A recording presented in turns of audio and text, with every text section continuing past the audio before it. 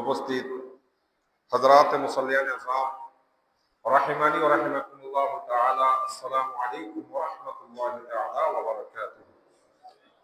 সর্বপ্রথম মহান রব্বুল আলামিনের দরবারে আলিশানে অগণিত অসংখ্য অফুরন্ত শুকরিয়া আদায় করছি যে রব্বুল আলামিন পবিত্র রবিউল আখেরের চতুর্থ জুমাদের লক্ষ্য উদ্দেশ্য নিয়ে আমাদের প্রত্যেককে মসজিদে সমবেত হওয়ার তৌফিক এবং সুযোগ দান করেছেন।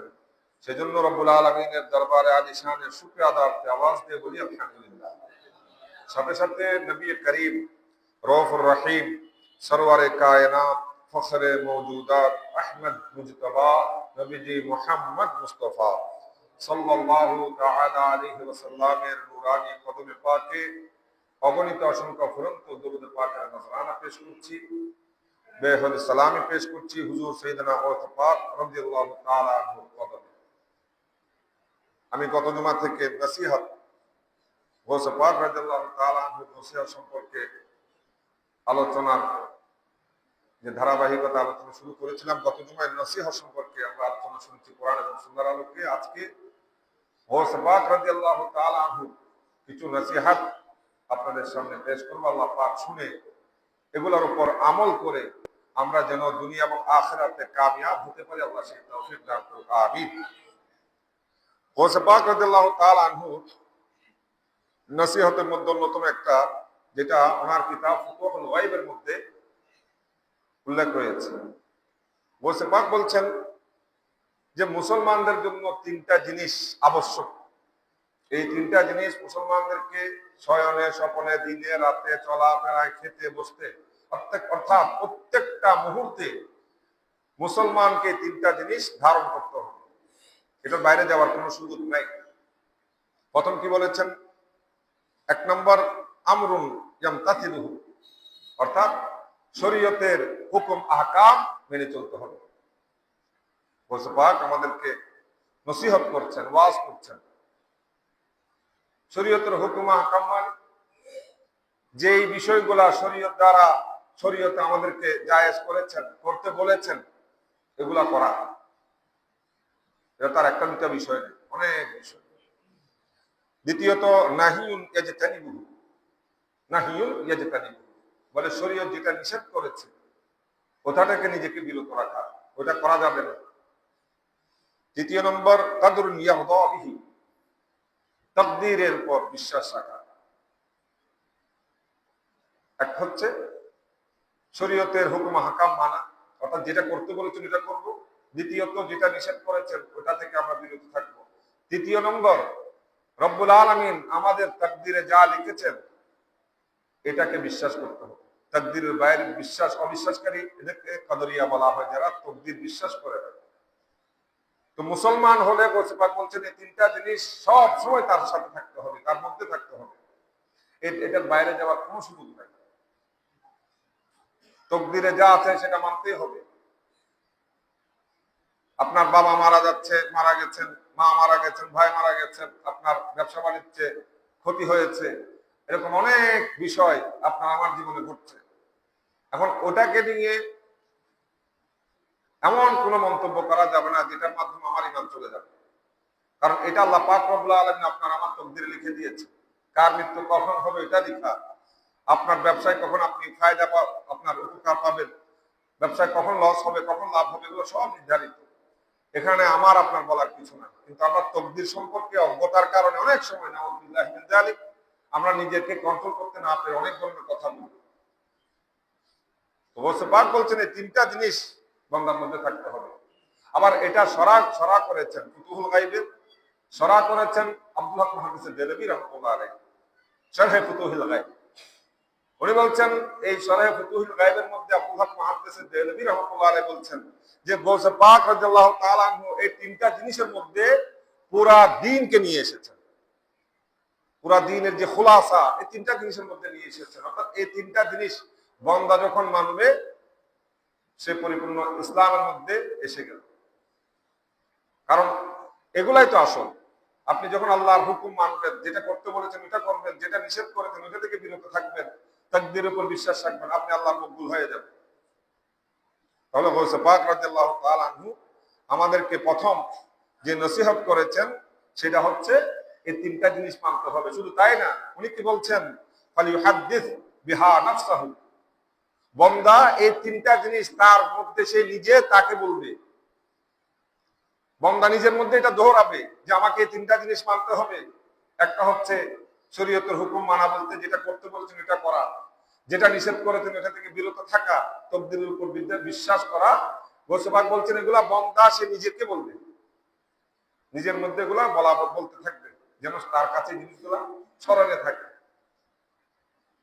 দ্বিতীয় নম্বর, উনি যে নসিহত করছেন, বলে আল্লাহর পেয়ারা যদি হতে চাও, আল্লাহর পেয়ারা হওয়ার একটা গুরুত্বপূর্ণ আমল আছে, আল্লাহর মাহবুব হওয়ার, মকবুল হওয়ার। তুমি যদি চাও আল্লাহ আমাকে বান্দা হিসেবে গ্রহণ করুক, আমি আল্লাহর যারা মাহবুব বান্দা আছে, অর্থাৎ আল্লাহর বান্দাদের লিস্ট যেটা আছে, এটাতে যদি তুমি নিজেকে সেখানে নাম লিখাতে চাও, তাহলে এখানে একটা গুরুত্বপূর্ণ আমল আছে। সেটা কি? বলে যারা সম্পদশালী, যে সমস্ত বান্দা সম্পদ আছে, তারা দুনিয়া এবং আখিরাতে যদি ভালাই চায়, সে যদি চায় যে আমি দুনিয়াতে ভালো থাকবো, আখিরাতে ভালো থাকবো, যদি সম্পদশালী হয়, সে যেন তার সম্পদ গুলা আল্লাহর রাস্তায় খরচ করে। গরিব গুরবা যারা আছে, দরিদ্র যারা আছে, নিঃস্ব যারা আছে, তাদের মাঝে যেন তার সম্পদ গুলা ব্যয় করে। বলে এই গরিব গুরবা যারা নিঃস্ব, যারা দরিদ্র, এই ধরনের মানুষকে যখন তার সম্পদ দিবে, তার সম্পদ থেকে যখন এই ধরনের মানুষের জন্য খরচ করবে, এটা একটা এমন আমল যেটার মাধ্যমে বান্দা মাওলার নৈকট্য হাসিল করতে পারে। কেন? উনি একটা হাদিসে পাক এনেছেন, গোসে পাক রাদিয়াল্লাহু তাআলা। হাদিসটাকে আমার নবী বলেন, আল খালকু আয়ামুল্লাহ, সৃষ্টি হচ্ছে আল্লাহর পরিবার। আল্লাহর সৃষ্টি, আমরা আল্লাহর পরিবার। ফাআহাব্বুল খালকি ইলাল্লাহি মান আহসানা ইলা আয়ালিহি, বলে সৃষ্টি হচ্ছে আল্লাহর পরিবার, এবং ওই সৃষ্টির মধ্যে সর্বোত্তম সেই ব্যক্তি যে আল্লাহর পরিবারের সাথে ভালাই করে। অর্থাৎ একজন মখলুক, একজন সৃষ্টি, একজন বান্দা যখন আরেকজন বান্দার ভালাই করবে, তার উপকার করবে, তার কোনো সমস্যা হয়েছে সমাধান করে দেবে, ওই ব্যক্তি আল্লাহর কাছে সৃষ্টির মধ্যে সর্বোত্তম। আপনার ক্ষমতা আছে, আর্থিক ক্ষমতা আছে, বা ক্ষমতা তো এক ধরনের না, বিভিন্ন ধরনের ক্ষমতা আছে। কোন ক্ষেত্রে একজন মানুষ কোন জটিলতায় পড়ে গেছে, আপনার ক্ষমতা আছে, আপনি যদি ওই জটিলতা থেকে তাকে মুক্ত করতে পারেন, এটাও আল্লাহর যে আহাল, তাকে কি করা, তার খেদমত করা, তার জন্য কিছু খরচ করা। শুধু তাই না, এখানে অনেকগুলা বিষয় আছে।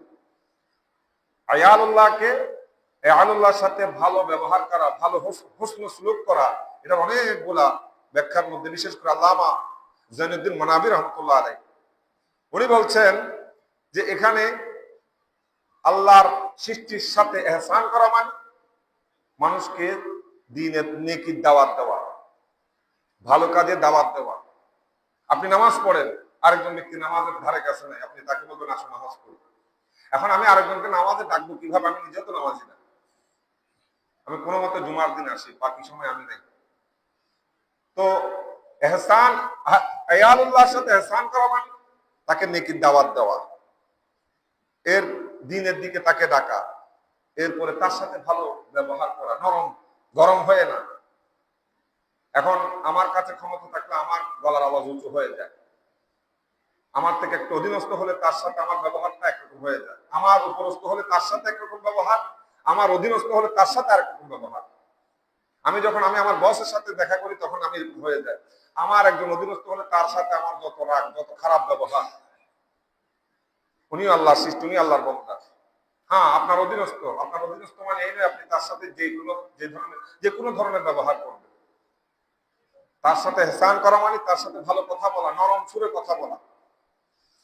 এর পরবর্তীতে আপনার আল্লাহর রাস্তায় খরচ করা, আল্লাহর বান্দাদের জন্য খরচ করা, দ্বীন এবং দুনিয়াবি বিষয়ে মানুষকে সাহায্য করা, যদি এটা শরীয়ত সম্মত হয়। এগুলো সব আয়ালুল্লাহর সাথে এহসানের মধ্যে পড়ে। তো গৌসে পাক বলছেন যে দুনিয়া এবং আখিরাতে যদি কামিয়াব হতে চাও, অন্যতম একটা মাধ্যম হচ্ছে আল্লাহর সৃষ্টির সাথে, আল্লাহর বান্দাদের সাথে ভালো ব্যবহার করা, তাদের জন্য খরচ করা, সম্পদশালী হলে তাদের জন্য খরচ করা। এবং এই একটা আমল তোমাকে দুনিয়া এবং আখিরাতে কামিয়াব করে দেবে। আল্লাহ পাক আমাদের মধ্যে যাদের অর্থ সম্পদ রয়েছে, আল্লাহ তাদের এই অর্থ সম্পদ আল্লাহর সৃষ্টির জন্য খরচ করার তৌফিক দান করুক, আমিন। এগুলো অনেক বিষয় চলে আসে, যেমন এই যে বারবার আমি আপনাদের বলি, আপনারাও এই বাইতুল রহমান জামে মসজিদ, এই মসজিদের জন্য দিচ্ছেন, এখানে কিন্তু ওই বিষয়টা এসে যাবে। কারণ মসজিদে কাজ করা মানে এখানে মানুষ এসে নামাজ পড়বে, আল্লাহর বান্দা আরামে নামাজ পড়বে, এখানেও তাদের প্রতি একটা ইহসান হবে। একজন মানুষ রোদে নামাজ পড়ছে, আপনি যখন এখানে ক্লিয়ার কাজটা সম্পূর্ণ করলেন, সে আর রোদে পড়তে হচ্ছে না, সে মসজিদের ভেতরে নামাজ পড়ছে, তার মানে আপনি ইহসান করলেন। তাহলে এটাও ওই হাদিসের হাত চলে আসে, মিসদাকের মধ্যে চলে আসে। সেজন্য আল্লাহ পাক যাদের সম্পদ আছে তাদেরকে সম্পদটা আল্লাহর রাস্তায় যথাযথভাবে খরচ করার তৌফিক দান করুক, আমিন। এটা আল্লাহর পক্ষ থেকে একটা নিয়ামত। সম্পদ আল্লাহর রাস্তায় খরচ করতে পারা, ব্যয় করতে পারা, এটা আল্লাহর পক্ষ থেকে একটা নিয়ম। কিন্তু এটা বোঝার সেই শক্তি ক্ষমতা আপনার আমার নাই।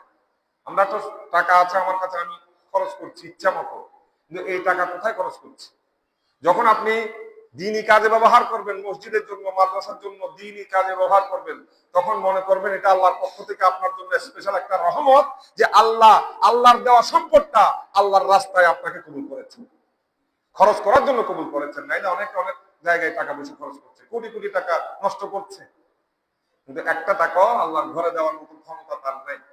আজকে যারা বাইতুর রহমান মসজিদ, আপনারা, আমি বারবার বলি, যে যারাই দিয়েছেন, যারা দিচ্ছেন, আপনি এটা মনে করবেন আপনার মতো ভাগ্যবান কম আছে। কেন জানেন? আল্লাহ আপনাকে টাকা দিয়েছেন এবং ওই টাকা আল্লাহর ঘরে খরচ করার মতো সেই ক্ষমতাও দিয়েছে। তার মানে কি আল্লাহ আপনাকে কবুল করেছে। এই বিষয়গুলো বোঝার ব্যাপার আছে। আল্লাহ আমাদের বুঝার তৌফিক দান করুক, আমিন। এরপরে বলছে পাক নসিহত করছেন, বলে তোমার যে জিন্দেগি, আমাদের এই জন্ম থেকে মৃত্যুর আগ পর্যন্ত এই যে সময়, বলে এটাকে গনিমত হিসেবে নাও, এটা তোমার জন্য গনিমত।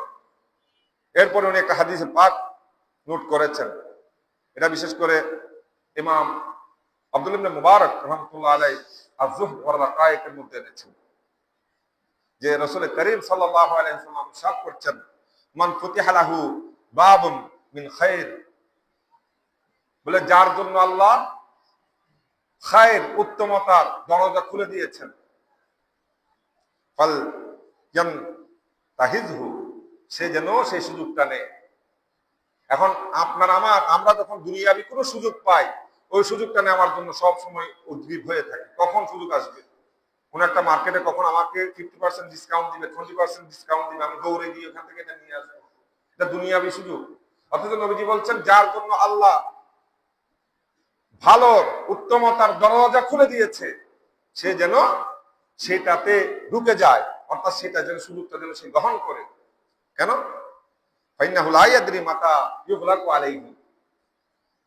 বলে সে জানে না কখন আবার এই দরজা বন্ধ করে দেওয়া হবে। আপনার আমার জন্য আল্লাহ একটা উত্তমতার দরওয়াজা খুলে দিয়েছেন, এখন এটা কখন আবার বন্ধ করে দেওয়া হবে, এটা আমি জানি না। সেই জন্য নবীজি বলছেন, এরকম সুযোগ আসলে সাথে সাথে ওই সুযোগটা নিয়ে ফেলবে। সুযোগ এখন আপনার আমার হাতে।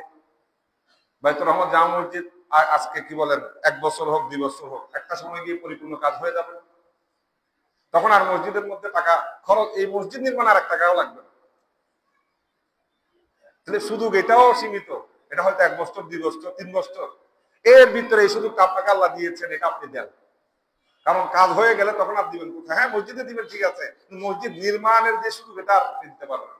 সেজন্য নবীজি বলছেন, সুযোগ আসলে সুযোগটা নিয়ে ফেলো, কারণ কখন সেই সুযোগটা বন্ধ করে দেওয়া হয়। এটা শুধু বাইতুর রহমান জামে মসজিদের ক্ষেত্রে না, প্রত্যেকটা দিনই ক্ষেত্রে। এটা একটা আপনার মাহফিল হোক, এটা একটা মাদ্রাসায় দেওয়া হোক, এটা একজন মুসলমানকে সাহায্য করা হোক, দিনই যত ভালো কাজ আছে, আপনি সুযোগ পেলেন, একজন দরিদ্র ব্যক্তি, আপনি তাকে জানেন তো কষ্টে আছে, মুসলমান ভাই, যখন আপনার কাছে কিছু চাইবে, তখন আপনি বুঝে নিবেন আপনার জন্য আল্লাহ সে রহমতের এই উত্তমতার দরজা খুলে দিয়েছেন। সাথে সাথে আপনি সুযোগ নিয়ে তাকে দিয়ে দিবেন। হয়তো বা আরেকজন আপনার জায়গায় এসে তাকে দিয়ে মালামাল করে দিল, তখন আপনার টাকা ওই ব্যক্তির আর প্রয়োজন নাই, বুঝবেন দরজা বন্ধ। সেজন্য নবীজি বলেন, সুযোগ আসলে সুযোগটা নিয়ে ফেলবো, এটাকে ফেলায় হারানোর সুযোগ নাই। আজকে আপনার আমার সুযোগ আছে, আমি নিচ্ছি না।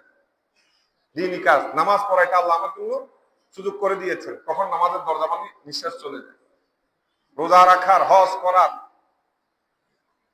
দান খয়রাত করার গুলো এক একটা সুযোগের দরজা আল্লাহ আপনার জন্য আমার জন্য খুলে দিয়েছে। যদি এখান থেকে আমরা নিতে না পারি এটা আমাদের জন্য বদনসিবি। শুধু তাই না, এটা মাতাহাত গোসবাক রাদিয়াল্লাহু তাআলা আনহু বলছেন, দেখো এই জিন্দেগি এটা তোমার জন্য গনিমত, এটাকে সুযোগ না, কখন জানি না জিন্দেগির দরজা বন্ধ হয়ে যায়, তো মৃত্যু চলে আসে। এরপরে উনি বলছেন এটাকে মিলাইয়া বলে নিঃশ্বাস, তোমার এক একটা নিঃশ্বাস গনিমত। আমরা যে নিঃশ্বাস নিচ্ছি এটা এক একটা গনিমত, যতক্ষণ নিঃশ্বাস আছে এটাকে গনিমত হিসেবে নাও, কারণ খুব দ্রুতই তোমার সেই নিঃশ্বাস বন্ধ হয়ে যাবে। এরপরে গোসবাক বলছেন তোমার শক্তি আছে, তাকত আছে, হিম্মত আছে, এটাকে আমলে সওয়ালে করার এই সময়, মুখ্যম সময় হচ্ছে জওয়ানিতে। বলে এই আমলে সওয়ালেটাকে গনিমত হিসেবে নিয়ে তুমি আমলে সওয়ালে করো, নামাজ পড়ো, রোজা রাখো, বেশি বেশি নফল করো, কোরআন তেলাওয়াত করো, কারণ এখন শক্তি। বৃদ্ধ হয়ে যখন যাবেন, যারা বৃদ্ধ, ওই ওই ব্যক্তির নামাজ পড়তে কত কষ্ট হচ্ছে। এখন তাহাজ্জুদ পড়ার সুযোগ আছে, শক্তি আছে, একটা সময় গিয়ে উঠতে কষ্ট হয়ে যাবে, বিশেষ করে শীতকালে, শীতের সময়। তো গৌসে পাক বলছেন তোমার যখন শক্তি সামর্থ্য আছে তখন তুমি নেক আমলকে গনিমত হিসেবে নাও এবং ওই সময় তুমি নেক আমল করো। এখন আমরা এই শক্তিটাকে কোথায় ব্যয় করি? আমরা চিন্তাধারা করে রাখি, আমরা অনেকে দাড়ি বলতে না, বুড়ো হলে রাখবো, এখনো ছেলে বিয়ে দিয়ে নাই, মেয়ে বিয়ে দিয়ে নাই, দাঁড়িয়ে এখন রেখে রাখি, দাঁড়িয়ে রাখবো বুড়া অবস্থায়। আপনি জানেন আপনি বেঁচে থাকবেন? এরপরে নামাজ অসুবিধা নাই, বুড়া হলে নামাজ পড়বে, কারণ যত মানুষের বয়স বাড়ে তখন তত তার ভিতরে ভয় ঢুকে কবরে। অথচ ইবাদত এটা জওয়ানকে অবস্থায় বেশি। এখন আমরা এটাকে রেখে দেই বৃদ্ধ অবস্থার জন্য, এটার হিসাব দিতে হবে না। আর এই জওয়ানকে, আমাদের এই যৌবনকে আমরা খরচ করি আজে বাজে কাজে, বন্ধু বান্ধব মিলে যত অপকর্মের মধ্যে আমরা পারি। অথচ এটাকে গোসবাক বলছেন গনিমত হিসেবে নাও। এই শক্তিকে তুমি, আল্লাহ তোমাকে অপকর্ম করার জন্য দেন নাই, বন্ধু বান্ধবের সাথে গিয়ে বিভিন্ন জায়গায় অপকর্ম করা, টাকা ওড়ানোর জন্য দেন নাই, এটা আল্লাহ দিয়েছে তোমাকে আল্লাহর ইবাদত করার জন্য। এটাকে গনিমত হিসেবে নাও, নিতে পারো যদি তুমি কামিয়াব। আর যদি এই শক্তিটাকে তুমি অপচয় করে নষ্ট করে ফেলো, একটা সময় হয়তো বা দেখবে বৃদ্ধ হয়ে গেলে তোমার আর নাড়াচাড়া করার ক্ষমতা নেই। অনেক এরকম আল্লাহর বান্দা আছে, তার ইবাদত করার সেই সুযোগটা থাকে। সেই গোসবাক বলছেন তোমার সেই শক্তিকে গনিমত হিসেবে জেনে বেশি বেশি নেক আমল করো। এরপর উনি বলছেন যে তোমার দোয়ার দরওয়াজা খোলা, এটাকেও গনিমত হিসেবে নাও, বেশি বেশি দোয়া করো। এখন আমরা দোয়া করতে চাই না, অনেক ক্ষেত্রে দোয়া থেকে আমাদেরকে নিষেধ, মানা করা। আমি ফরজ নামাজের পর দোয়া করলে অনেকে এটাকে আমাকে বাধা দিচ্ছে, শিরিক বেদাত বলে, অথচ এটা আমার জন্য একটা এটা আমার জন্য একটা ফুরসাতুন আযীমা, এটা গ্রেট অপরচুনিটি বলে, অনেক বড় একটা সুযোগ। দোয়ার দরজা এখনো খোলা আছে, বেশি বেশি দোয়া করবেন। এটা ফরজ নামাজের পরে হোক, যে কোনো মুহূর্তে আপনি আল্লাহর কাছে দোয়া করবেন, আল্লাহর কাছে চাইবেন। আমার নবীজির উসিলা দিয়ে, আল্লাহ মকবুল ওলিদের উসিলা দিয়ে সবসময় দোয়াতে থাকবেন। গোসবাক বলছেন এই সুযোগটা হাতছাড়া করবে না, এই দোয়া তোমার জন্য গনিমত।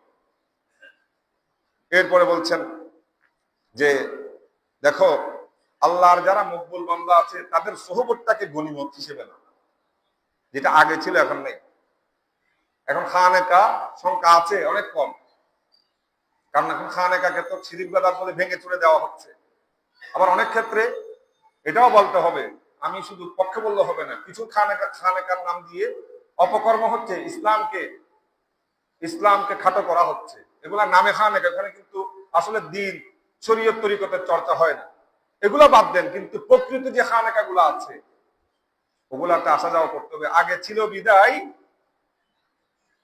মানুষ দিনের সন্ধান পেয়েছে, আল্লাহকে চিনেছে, আল্লাহ রসুল চিনেছে, দিন চিনেছে, কামিয়াব হয়েছে, আল্লাহ বলে সোহবতে ছিলেন। আল্লাহ মারুমি বলেছেন না, মৌলবী হারগিজ নাসুদ মাওলায় রব তা গুলামে শামসে তিবরিজি নাসুদ। আল্লাহ মারুমি মাওলানা ছিলেন, মাওলা ছিলেন না, কিন্তু শামসে তিবরিজের সোহবতে যখন গিয়েছেন উনি মাওলায় রুম হয়ে গেছেন। তো সেটাই গোসবাক বলছেন, বলে আল্লাহর যারা মকবুল বলি আছে, বান্দা আছে, তাদের সোহবতে থাকবে এবং এই সোহবতটাকে গনিমত মনে করো। কারণ তাদের সোহবতে যখন যাবে ওই আল্লাহর বলিরা তোমার ভিতরে কলকটা পরিষ্কার করে দেবে। একটা নজর, যেটা গৌসে পাক দিয়ে ডাকাতকে বলি বানিয়েছেন, তো কেমন হলো এই আল্লাহর বলিদের বুজুর্গ বান্দাদের সোহবতটা আমাদের গুরুত্বপূর্ণ। আজকে এটা থেকে যত দূরে যাচ্ছি তত আমাদের মধ্যে হানাহানি, মারামারি, কাটাকাটি, অশান্তি, সমাজে অশান্তি, সংসারে অশান্তি, সব কিছুর কারণ আমি এখন আল্লাহর ওলিদের থেকে দূরে, আল্লাহর বুজুর্গ বান্দাদের থেকে দূরে, আলেমদের থেকে দূরে। তাদের সাথে থাকলে অনেক ফায়দা। কারণ ওই ব্যক্তি আপনাকে যে শিক্ষাগুলা দিবেন, ওই শিক্ষাগুলা যদি আপনি জীবনে প্রতিফলন করতে পারেন, আপনার সংসার সুন্দর হবে, সমাজ সুন্দর হবে, রাষ্ট্র সুন্দর হবে। আজকে যত দূরে যাচ্ছি তত অশান্তি বেড়ে যাচ্ছে। এই গৌসে পাকের কথাগুলো এগুলো আমাদের জন্য খুবই গুরুত্বপূর্ণ, বিশেষ করে বর্তমান সময়ে, এই কঠিন সময়ে এগুলো যদি আমরা আমাদের জীবনে প্রতিফলন করতে পারি, অবশ্যই আমরা কামিয়াব হতে পারবো। গৌসে পাক বলছেন, দেখো যা করেছো করেছো, গুনাহ তো কম করোনি, ওগুলা বাদ দাও, ওগুলা ছেড়ে তওবা করে ফিরে আসো, আল্লাহর বান্দা হয়ে যাও, আল্লাহর দরবারে চলে যাও, যেখানে শুধু আল্লাহ থাকবেন। আল্লাহর দুয়ারে যাও, আল্লাহর কাছে যাও, তখন তুমি আল্লাহর বান্দা। আর যে মুহূর্তে তুমি বান্দার দিকে ঝুঁকে যাবে, বান্দার টাকার পয়সার দিকে তোমার নজর চলে যাবে, আল্লাহ থেকে তুমি দূরে সরে যাবে, তখন তুমি বান্দার বান্দা হয়ে যাবে। এগুলো খুবই গুরুত্বপূর্ণ কথাগুলো আমাদের জন্য। যদি এগুলো আমাদের প্রত্যেক জীবনে এই কথাগুলা খুবই গুরুত্বপূর্ণ। এরপরে কি বলছেন যে আরো কিছু বিষয় উনি বলছেন, এগুলা তোমার জীবনে আবশ্যক করো না। একটা হচ্ছে মৃত্যুকে স্মরণ করা, যেটা নবীজি বলেছেন, নবীজির হাদিস অনুযায়ী কথা বলেছেন।